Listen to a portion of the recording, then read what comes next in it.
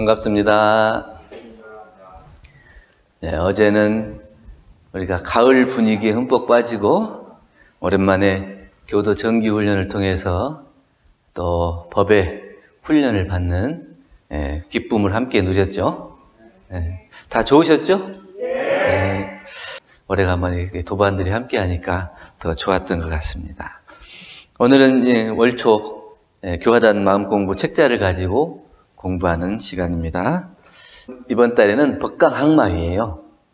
법강항마위는 이제 3급 3위 중에서 성위에 올랐다 하는 이제 법강항마위. 법강항마위에 대해서 공부를 하겠습니다. 우리 법위 등급은 공부에 가는 데 있어 사다리와 같아서 한 단계씩 올라갈 수 있도록 대종사님께서 자세히 밝혀주셨어요. 그래서 보통급에는 어떤 공부를 하고 특신급에는 어떤 공부를 하고 또 상정급에 또 항마위에 출가위, 열애위에 어떤 공부를 표준을 잡고 해야 될 것인가 이거를 잘 밝혀주셔서 우리가 이제 공부하기가 훨씬 수월하고 대종사님께서 밝혀주신 그 공부법대로 공부하면 법의 사다리를 한 계단씩 올라서 대각 유래위로 올라갈 수 있는 기틀을 마련해 주셨습니다. 특히 또 우리 공부는 옛날하고 달리 재가 출가가 구별되어 있지 않고 재가나 출가나 할 것 없이 누구나 다 공부를 하면 다 법사가 되고 또 대각 열애가 될 수 있는 그런 공부법입니다. 그래서 오늘은 법강항마위에 대해서 함께 공부하도록 하겠습니다. 책자 11쪽 보시면 됩니다.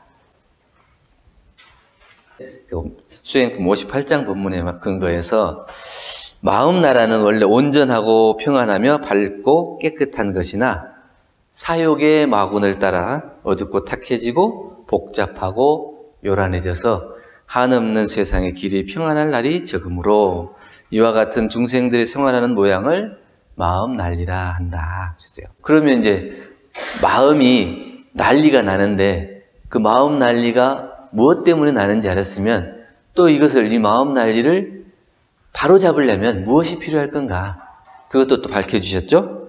우리의 마음 가운데 마군을 한복박는 법이 정해계 이 사막을 닫고 법과 말을 구분하는 우리의 수행길이다 이렇게 밝혀주셨어요. 정과 해와 계, 이 사막을 닦아서 마음 나라의 난리를 평정할 수 있는 병법으로 삼는 거죠. 우리가 이제 법과 말을 구분해서 이것을 백전백승해야 되는데 그러면 무엇을 이겨야 될 거냐? 무엇을? 세 가지로 그 마군을 구별해 볼 수 있어요. 하나는 순경이에요. 순경인데 내 마음을 유혹하는 경계. 모든 것이 내 마음을 끌어가요. 좋은 집, 좋은 물건, 좋은 옷, 그다음에 좋은 사람. 이런 모든 것들이 내 마음을 유혹하는 경계. 이걸 순경. 그리고 하나는 역경입니다. 내 마음에 거슬리는 경계. 내가 하기 싫은데 억지로 하게 만드는 이것도 역경이고 또 내가 몸이 건강하고 싶은데 몸이 아픈 것 이것도 역경이고 자기가 원하지 않는 것을 겪게 되는 모든 어려움을 역경이라고 할 수 있죠. 또 하나는 공경 그랬어요. 이건 내 마음이 게을러진 내 마음이 게을러져서 이게 하고자 하는 분발심이 없는 거예요. 그래서 공부의 길을 잘 밝혀주시고 법의 사다리대로 밟아가면 누구나 다 대각 열애가 될 수 있다고 공부길을 잘 밝혀주셨는데 불구하고 그 공부길에 게을러져서 등한하는 거예요. 그래서 하고자 하는 마음도 없고 또 공부가 더 열심히 적공하는 정진하는 그런 모습도 없고 무엇에 나태해질 것인가? 무언가에 나태해져. 그 게을러지는 마음을 우리는 공경 이렇게 했습니다.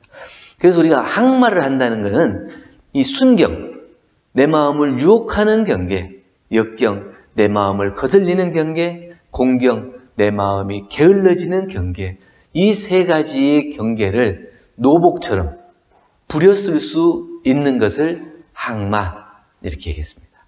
그래서 항마라고 그래서 법과 마가 싸워서 법이 백전백승한다고 그랬는데 과연 그 법을 뭘로 삼을 거냐? 순경, 역경, 공경의 경계를 우리가 마군으로 삼아서 그것을 이겨내는데 사막의 공부를 들이대서 이걸 로복처럼 부려쓸 수 있는 단계까지 올라가면 항마했다. 그래서 법사다. 다른 사람들을 지도할 수 있는 법 위에 올랐다. 그래서 성인으로, 초성위, 성인으로 추앙받을 수 있게 되는 것입니다. 보통 그 특징 그 법마상정극까지는 계문이 있죠. 계문이 있는데 이 법강항마에는 계문이 따로 없고 다만 심계가 있다고 그랬어요. 내 마음의 계문을 스스로 표준을 잡고 그 심계에 따라서 공부를 하는 겁니다. 수행품 63장에 우리 대산종사님께서 법강항마에부터는 계문이 없사오니 취사 공부는 다 된 것이오니까 이렇게 대종사님께 여쭤보니까 대종사님께서 법강항마에부터는 첫 성위에 오르는지라 법에 얽매이고 계문에 붙잡히는 공부는 아니하나 안으로 또한 심계가 있나니 이렇게 해서 그 심계 안에 자기 스스로 계문을 정하고 그 계문을 지키는 노력이 필요하다. 눈으로 보여지는 30계문보다 눈으로 보여지지 않는 마음의 계문이 훨씬 더 무섭습니다.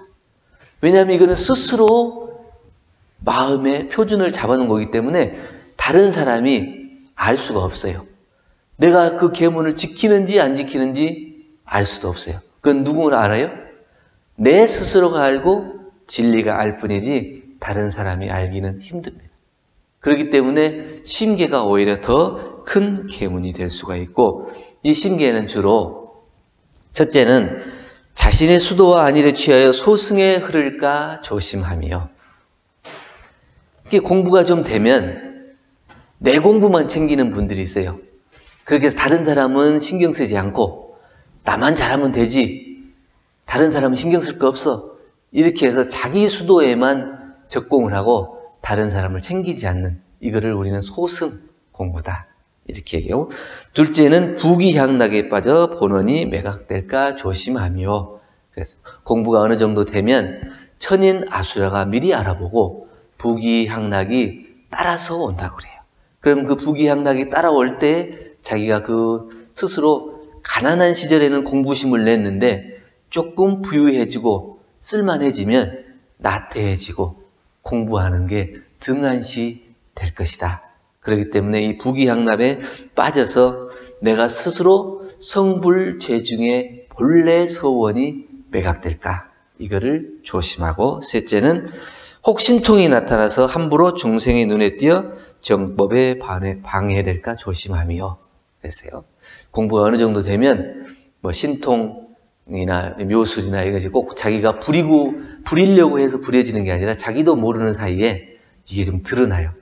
그래서 뭐 비가 온다거나 누가 찾아온다거나 그 사람을 보면 무슨 일이 있을 것 같다. 뭐 이런 등 자기도 모르는 사이에 그게 좀 밝아져 가지고 그게 드러나요. 근데 그걸 함부로 입 밖으로 내가지고 이렇게 얘기하면 다른 사람이 볼 때 아, 저 사람은 공부가 된다. 도인인가 보다. 이렇게 해서 그 모습만 보고 정당한 법의 그 가르침은 듣지 않고 그 신기한 이적이나 그런 것만 배우려고 하기 때문에 그 중생들이 정당한 법을 배우려고 하는 마음보다 신기한 것에 관심을 갖게 하는 이러한 우를 범할 수 있기 때문에 특히 조심해야 된다. 이렇게 말씀을 해주시고 또 위로는 우리가 공부 법강항마이가 돼서 모든 이제 백전백승하고 법이 말을 이기는 승을 거둔다 하더라도 거기에서 그치는 게 아니라 위로 더 불지를 갖추고 아래로는 자비를 더 길러서 중생을 제도하는 것으로 공을 쌓아야 된다. 그래서 우리 서원이 법강항마위가 되면 그 서원이 더 지극해져서 위로 불지에 더 출가위 열애위에 오리려고 하는 마음을 더 내고, 그 또 아래로는 나보다 공부가 덜 된 사람들에게 마음을 더 내고 덕을 베풀어서 그 자비 인자의 덕으로서 그 사람들을 끌어주는 의무도 함께 있다는 거예요. 그래서 법강항마위가 되면 성인이 된다는 것은 내가 다른 사람들에게 성인으로 추앙받는 것이 좋은 것이 아니고, 성인이 됨으로써 나보다 공부가 미진한 사람들을 챙기고 돌봐야 되는 의무와 책임, 이거를 이제 불보살들의 자비라고 할 수 있겠죠. 그게 더 무거워지는 거예요.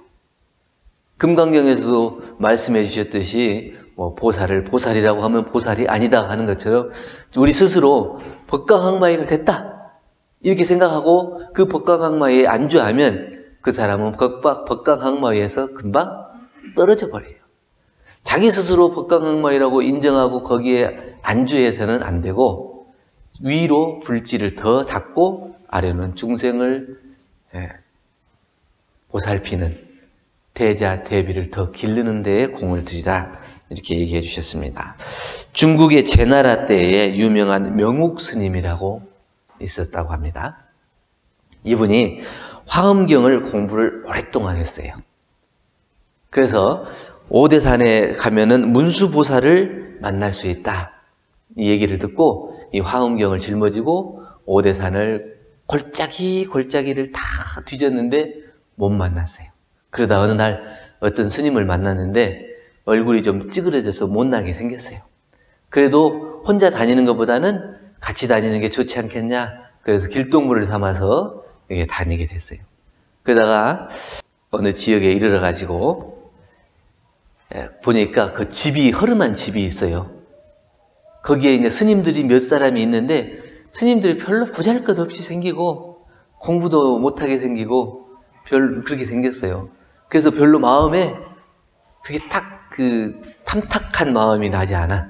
그런데 어떻게 해요? 그 산골짜기에서 쉴 곳이라도 있으니까 거기에 머무르게 돼서 머무르는데, 그날 저녁에 함께 했던 그 스님이 갑자기 병을 앓고 냄새가 나, 그 코를 자극하는 냄새를 견딜 수가 없이, 그 다음 날이 밝았는데 이 스님이 나는 이제 더 이상 병환이 심해져서 안 되겠으니까 혼자 가세요, 이렇게 얘기하니까 이 스님이 자기 심중에 안 그래도 참 그 병환도 있어서 내 발걸음이 무거워질 거라 걱정도 하고 또 냄새도 고약해서 참 불편했는데 차라리 잘 됐다 이런 심정으로 그러면 그렇게 하세요, 그렇게 놓고 그 절을 떠나서 탁 몇 걸음 걸어가는데 뒤에서 땡그랑 소리가 나요. 그래서 깜짝 놀라고 뒤를 돌아보니까 집도 사라지고 스님도 사라지고 모든 것이 다 사라지고 없어요. 그래서 이 스님이 마음에 내가 뵙고자 했던 이 문수보살을 친견하지 못하고 어리석은 중생심으로 그랬구나. 그래서 그 며칠을 더 찾아서 참여하는 마음으로 찾았지만 결국은 못 찾고 자기 절로 다시 돌아가서 큰 스님께 그동안의 경황을 말씀드렸더니 너는 두 가지 실수를 했다. 첫째는 함께 했던 스님들을 변변치 않게 생각한 마음이다. 그리고 하나는 그 변변치 않다고 생각했던 스님이라 할지라도 동행을 놓고 혼자 간 잘못이다.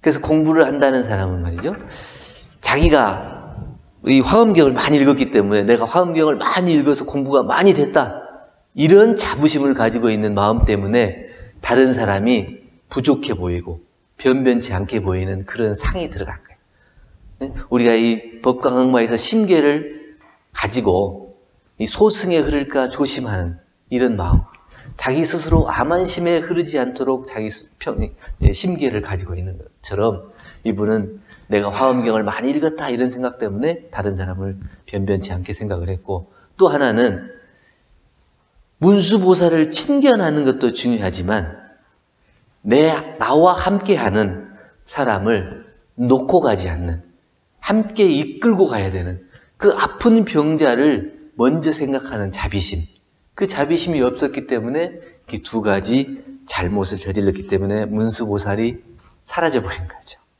그러니까 또 사라지기 전에 문수보살을 친견하고도 문수보살인지를 알아보지 못하는 거예요.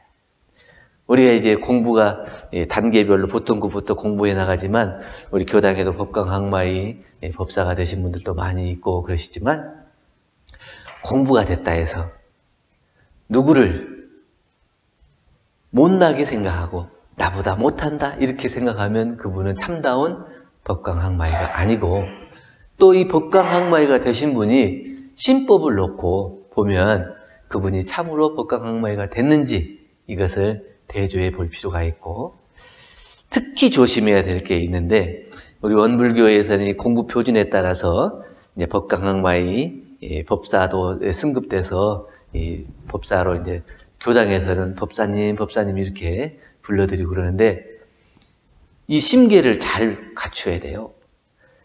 교당에서는 법사인데 집에 가면 법사가 아니야. 그래가지고 며느리한테 자녀들한테 하는 거 보면 왜 우리 어머니는 저럴까? 교당에 가면은 법사님 이러는데 집에만 오면 그냥 보통 사람이에요. 그래서 이 교당에서 법사 되신 분들의 자녀들이 교당에 이어서 나오지 못하는 것도 그런 원인이 있어요. 교당에 나와서 법사라고 얘기를 듣는 것처럼 집에 가서도 법사로서의 손색이 없게끔 마음의 표준을 잡고 공부를 해야 돼요. 그래서 신법 하나를 쓸 때마다 며느리한테 또 자녀한테 그 신법을 쓸 때마다 우리 어머니는 정말 원불교 가서 법사님이라는 말씀을 듣더니 우리가 생각해도 정말 존경할 만한 분이시다. 이래야 그 자녀들이 따라서 나도 교당 가서 공부를 해서 우리 어머니 같은 이런 공부가 되고 법사가 돼야지 이러지, 교당에서 하는 거하고 집에서 하는 거하고 틀리면 이거는 공부를 잘못하는 거예요. 그래서 교당 공부, 집에 공부가 따로 있는 게 아니에요. 그래서 아까 그 스님처럼 두 가지 표준, 다른 사람을 변변히 생각하지 못하는 마음이나 또 나보다 못한 사람을 버리지 말고 챙겨서 가는 그런 자비 덕화를 함께 갖추어야 참다운 법강학마이가 될 거다. 백전백승 한다고 그러는데, 우리가 마구니로 말할 것 같으면 얼마나 많겠어요. 84,000 마구니라 그러죠. 우리 마음속에 일어나는 마구니는 84,000보다 훨씬 더 많은 마구니가 있을 거예요.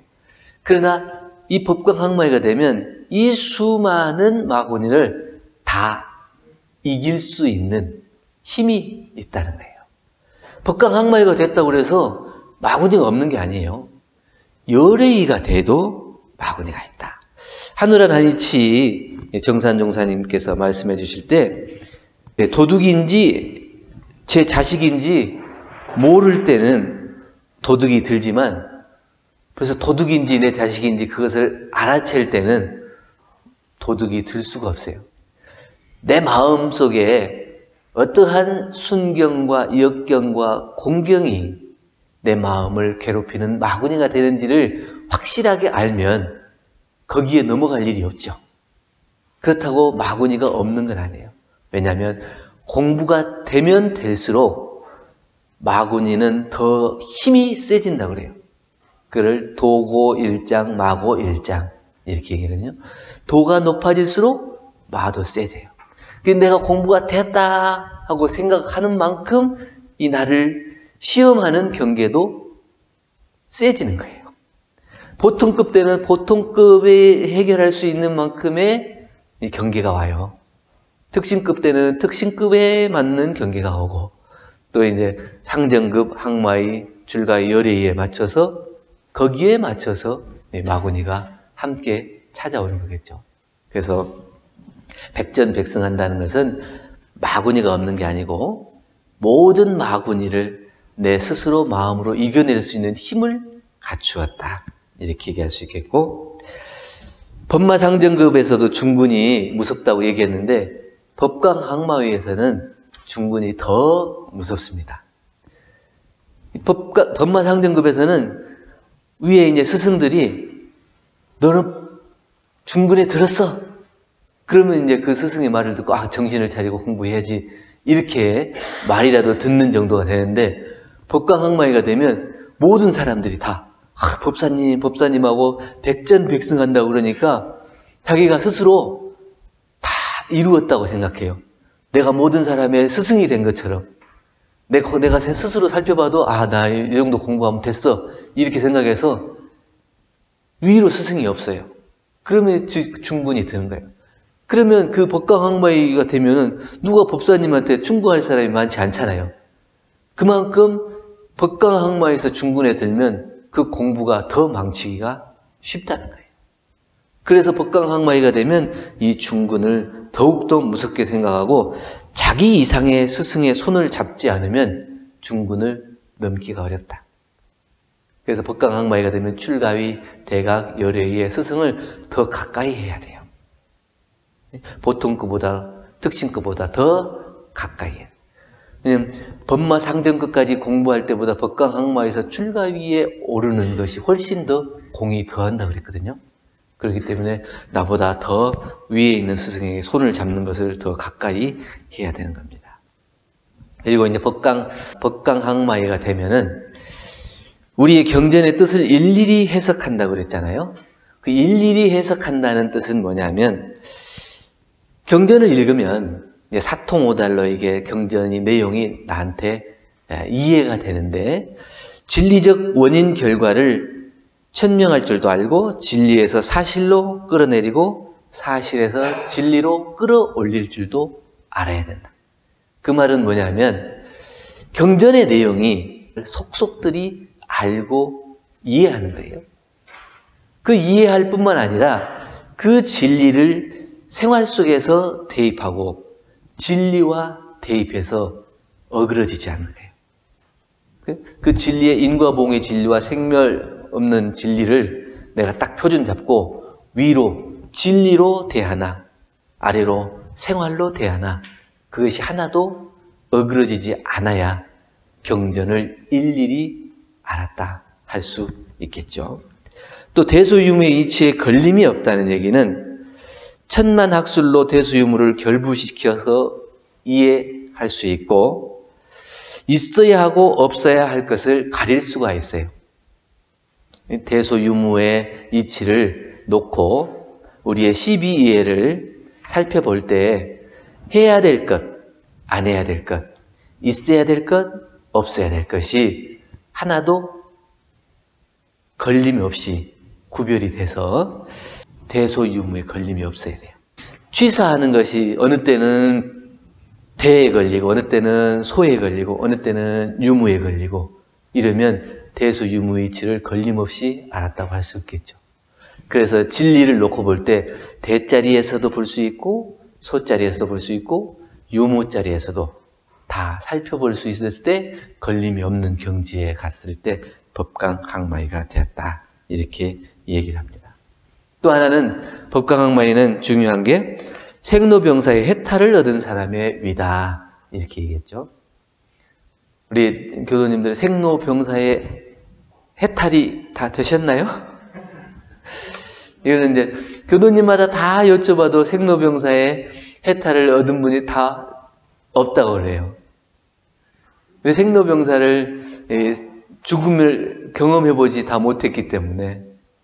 그래서 내가 죽음에 대해서 초연해질 수 있냐 여쭤보면 거의 그렇게 대답을 못하고 또 몇 분은 그래도 내가 떠나는데 아무런 미련도 없고 애착도 없다 이렇게 얘기하시는 분도 있는데 출가위에서는 생로병사를 자유하는 단계지만 법강항마에서는 생로병사의 해탈을 얻은 사람이에요.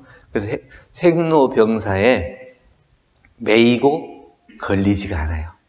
그래서 당장 죽음을 맞이하더라도 내가 아무런 애착이나 미련이나 이런 것이 없는 경지. 생로병사의 해탈을 못 얻으면 생사에 딱 부딪히면 일단은 당황을 하게 되죠. 왜 당황을 하냐? 생로병사가 무서워. 생로병사의 딱 무서움을 얻고 당황을 하게 되면 불의를 불의를 행하게 된다고 해요. 그래서 죽음의 문턱에 서서도 내가 정당한 법으로 정의로움을 잃지 않으면 그 사람은 생로병사의 해탈을 얻었다고 해요. 근데 생로병사의 해탈을 얻지 못한 사람은 딱 죽음 앞에 닥치면 마음이 돌아서 가지고 정당한 법으로 정의로운 취사 판단이 안 되고 내 마음속에 불의를 끌어다녀서 어떠한 이유와 변명이나 핑계를 갖다 들이대요. 그래서 이 생로병사 해탈이 안 된 거예요. 예전에 우리 원불교학과 서원관에 식당에서 근무하셨던 우리 교도님이 하섬에 가다 보면 배 타고 가잖아요. 배 타고 가는데 그때 이제 어떻게 하다가 배가 학생들하고 같이 타고 가다가 뒤집어져 가지고 다 빠졌어요.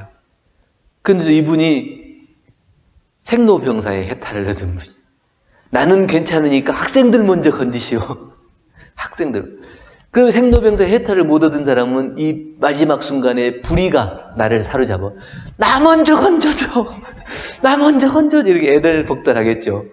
그런데 그 순간에도 학생들 먼저 건져주세요. 이게 생로병사의 해탈을 얻은 사람이다. 이렇게 마지막 순간에 이 불의를 행하지 않는. 또 무섭고 두려운 생의 착이 없어지는 거예요. 그 순간에. 그래서 무섭고 두려운 생의 착이 없어졌다고 하는 건 뭐냐면 이미 생사를 알아서 생사의 문제가 나한테는 무섭거나 두려운 일이 아닌 것이 됐어요. 그렇기 때문에 생사에 착이 없는 거고 마지막 순간에도 불의를 행하지 않을 수 있는 그러한 사람이 돼요. 그러한 사람이라야 생로병사의 해탈을 얻은 법강항마이다. 이렇게 얘기할 수가 있겠죠. 법강항마이가 돼도 생사해탈을 못하면 아주 작은 것에도 딱 집착하게 돼요. 어떤 교당의 교도님이 법사가 돼서 열반을 하시는데 나 죽거들랑 입관할 때 이 법복을 이 납자하고 같이 입혀서 내가 법사니까 이걸 입혀서 수의로 해줘라 그랬는데 그걸 못 해줬어요.